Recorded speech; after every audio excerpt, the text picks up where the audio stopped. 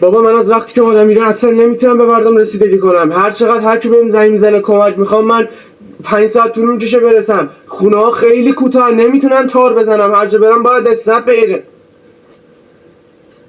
بله دمه داریم. وایس الان میام. فقط هزینه چقدر میشه؟ کارت به کارت میکنم براتون. الان میام. بابا من از وقتی که اومدم ایران هر موقع پامو از خونه میذارم اینو شروع میکنم به خوندن آهنگ بتمنی. بابا بسته دیگه، منم دل دارم، منم غرور دارم. هر موقع میام برو شروع میکنی به من میگه بتمنی، دل نمیدم. بابا بسته دیگه آقا، من موقع شما کنم. بابا تو ایران هیچ ابر بارونی نیست، اصلا هیچ ابری پیدا نمیشه من ساقه بزنم. من هر موقع اومدم ساقه بزنم دیدم ابر نیستش. اونقدر سابقه نبوده. چکشمو نگاه کنین، چکشم پوسیده دیگه. اینجاش سوراخ شده، الان فقط با این میشه میخکوبه دو دیوار. تازه میخم نمیشه، اینجاش سوراخ میشه.